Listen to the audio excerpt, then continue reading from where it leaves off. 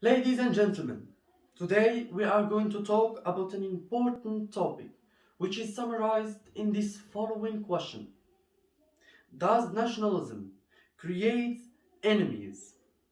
In this speech, allow me to show why I believe that this philosophy creates enemies.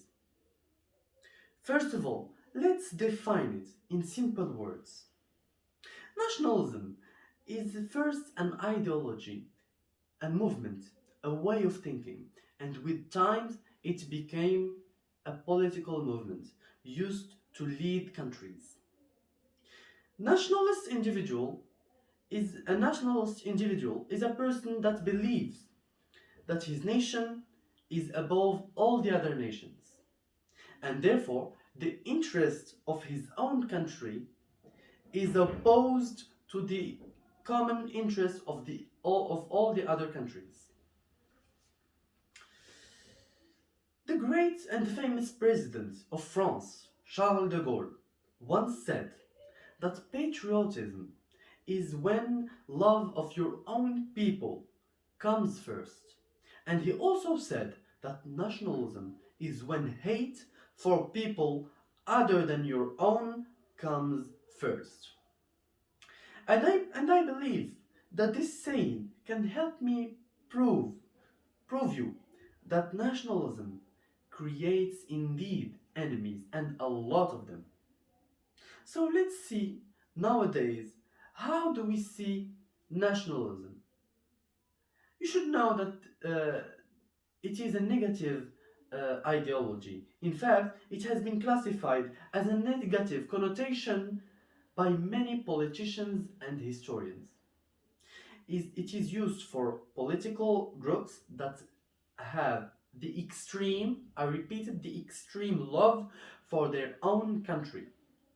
Moreover, foreigners, immigrants, or individuals in general that belongs into groups that are considered as dangerous to the nation are the first victims and the first enemies of a nationalist country. Now, let me tell you a story about me. I used to have an Algerian friend who comes to Morocco with his family every summer to visit his Moroccan grandmother. And believe me, each time we talk about our countries, he used to tell me how great his nation is, how better it is than Morocco, how powerful it is. And I mean, he was into like a competition with my country and always saying that Algeria is better than Morocco. I have never wanted to tell him something wrong about his country because I've never been there. And also, I mean, I don't believe that my country is superior than his. So I was sick of it. One day, I felt that he wanted to be more my enemy rather than my friend. So I decided to tell him that I love Algeria, and I did. I told him once, I love Algeria. I love your country, and I would love to visit it. And believe me, I wish all the best for your country. And he was shocked. He couldn't he couldn't believe how come a foreigner could love his country. And from that moment, he understood that loving his country has nothing to do with hating the other countries. And I was happy that I changed his idea, his wrong ideas. Now let's cover other consequences of nationalism, other serious consequences, as the First World War. In fact, the countries involved in this war were raising a big army, so they become potential threats to one another. And as you know, at this time, they, it was a great increase in nationalism. So they all wanted to show and to be the best. As a result, The World War as a result, after the World War, many new countries were created. Poland, Austria, Hungary, Yugoslavia, Estonia, Lithuania, and many, many, many others. Therefore, therefore, it has been an increase of nationalism.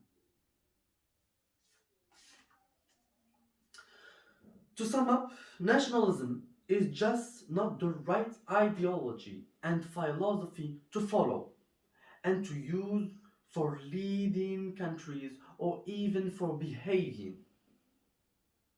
I mean, we should not put our interests above everything. We, as human beings, we must be patriotic to one another, especially during these hard times, because we have many challenges and problems that we are facing and that we need to solve them together. Nowadays, we need to be on one side, all of us, all the human race, against climate change, against COVID 19, working all of us to maintain the human rights in all over the world. And let's conclude this speech in a great and important saying.